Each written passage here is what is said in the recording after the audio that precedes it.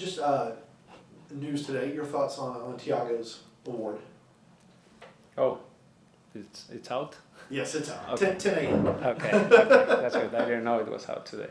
No, very happy to for him. I think he deserved it, and yeah, I think it's a recognition not just for him but for the whole team that's been very good, very consistent, and the whole team helped Thiago, helped Yaku to receive those individual awards. It's great to everyone actually, but I think those two individually have been very, very good. And then obviously having him back has got to be a huge boost for the offense. How specifically can he help y'all improve upon what was, not a great statistical performance in game one? Well, yeah, I understand the stats that you're looking at, the shots on goal.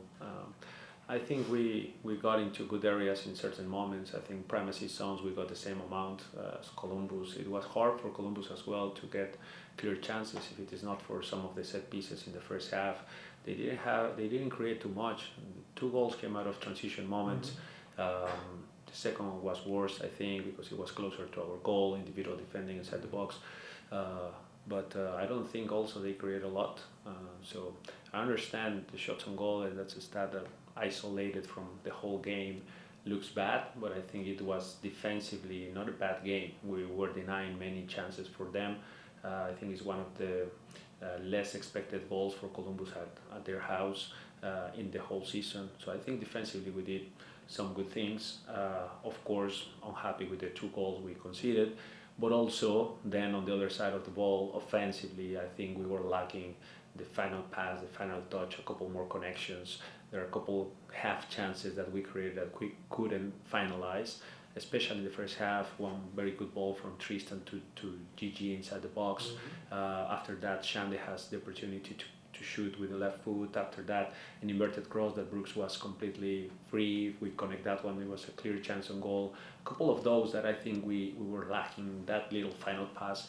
And coming back to your question, that's where Thiago can help, not just him individually, but also how he can connect with others to make them also boost their own individual performances. So I think he's going to be pivotal for that part of the field, being creative and having more punch on the attack.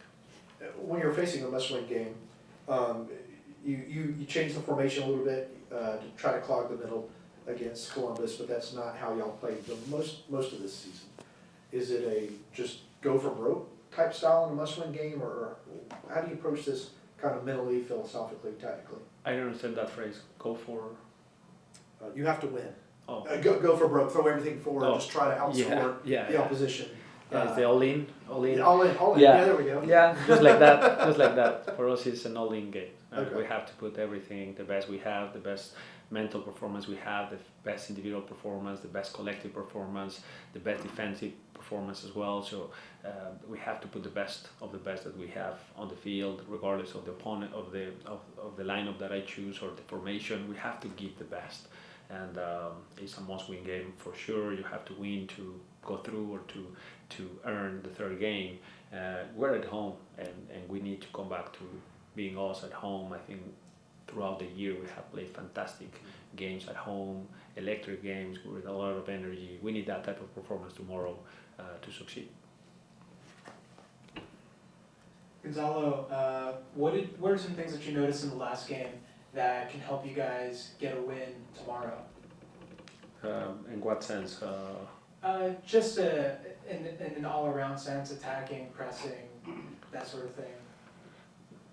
Well, a couple of things there. Like in the analysis we did, we were lacking a little bit the change of pace. Once we break Columbus, we could never really open up and play in overlaps and underlaps and having numbers inside the box. That's something we were lacking the last game. Wasn't the idea, but it happened. So in this game, I think we need more of those situations where we're putting 2 players out wide, one is overlapping, one is underlapping. If we stretch their back 5, then we go to the other side, and then once we get a good chance in the primacy zone, then we have 3-4 players inside the box to connect those crosses. Worst case scenario, we get a corner, and then from there set pieces. Also, we've been very good throughout the season. So some of those games where we can overload them and overwhelm them in their defensive half. So we need to change a bit more the pace. That means we play a little bit faster, a little bit sooner on the outside channels, our wingers, and from there we are more aggressive in the final third. I think that's what we missed the last game. So yeah, very positive about the today's training session was very good. So we're very positive. You've previously praised Wilfried Nancy's tactics. Do you expect him to make any significant changes coming here tactically when he comes here to Mercedes-Benz to face you guys? It could be. I mean, in terms of tactics, they changed from the last game at the Benz versus this game in their house. They changed tactically. A couple ideas, a couple ways in their build-up, how they twisted at times the back three into a two, kind of an L shape with Moreira a little bit more on the back of the winger. At times, Sawatsky, when he played here, he played more as a midfielder inside rather than as a wing back, and they put 4 players on top. The last game they put 5 with Yeboah as a winger and then Matan inside. They might twist a couple things again, that might happen. But also we also have changed a few. I think through some moments of the games also we disrupt their pressing very well, especially in the first half. I think they could have a reference on Shande in many moments, and Shande receiving and turning. Problem is after that we didn't change the pace, and that's again where Thiago in that central areas, what he's very good at is once he receives the ball in the pockets of the space, he can progress the ball at pace. And that's kind of the idea. So regardless of the tactics, we need to remember we're Atlanta United and we have to play at home at the Benz without fear, with all in, and with a positive mentality that we have to be dominant in the game as we've been in many games. I wanted to ask you one more on the tactics a little bit. Moreira, you mentioned getting forward and creating those overloads. How difficult in those moments, and how do you kind of want to deal with that when one of their 3 center backs turns into a 10 or a winger and creates the overload?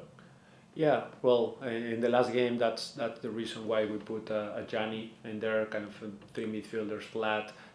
So then any overload they do differently because they've been changing in different games. Actually, game by game, it seems like they have an adjustment to their the way they play. So with that, those 3 midfielders we were able to cover. Moreira was again playing in kind of that L shape at times, but the same can happen with Amundsen because both are fullbacks in reality. So then they can create overload at any side. If they play Sawatsky, he's more of a midfielder, he can come to play that kind of role on the back of our center mid.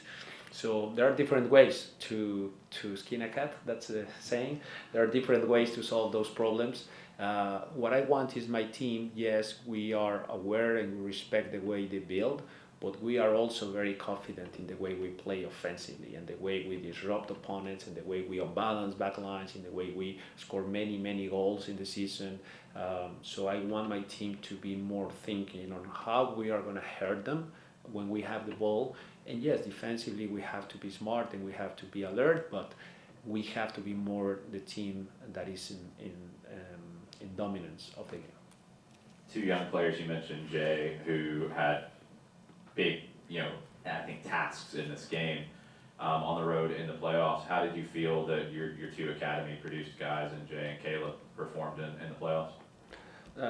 Again, I said this many times throughout the season, but very happy with the connection we have with the academies. I think it's not just the performances of the Calebs, the Tylers, the matchups, the Ajanis, the Noahs. I don't want to miss anyone, but a few more that probably throughout my time here have been playing from the academies. So now we are in a position where we have, in this moment, matchup aside for the injury, 4 impactful players that can come tomorrow and do a good job. So we're very happy with the development of those young players. They have pushed for positions where they are competing against guys with a bit more hierarchy, and they've been succeeding in that challenge. And so we're very pleased with that. There are a couple more coming up. When you watch the U17s and you see the amount of talent that team has, so I'm very excited about what the academies can develop. A couple more players for us in the first team. But so far this year, I think it's been an amazing year for Caleb. I mean, beginning of the season, we were not expecting Caleb to be a starter at the end, and that happened. At Gianni, probably we were not expecting him having the amount of minutes and the important minutes he have played for us, and the important role he have had. Matchup and Tyler been very impactful in the final third. So again, I feel like we are having a good connection with academies that is helping us to produce better players. And last one for me, just from your experience in these kinds of games where you're at home, season's on the line, what would your message be to the fans about how important they are tomorrow night? Well, yeah, I think the fans are always important. We always say that. We're always proud of our fan base. Tomorrow I want them to enjoy. I would like them to enjoy. Yes, they will bring the energy. Yes, they will help us. They will support us. But I want the energy to be more from the field to the fans, and they just enjoy what the players are doing. So I hope tomorrow we can make them happy at the end of the day.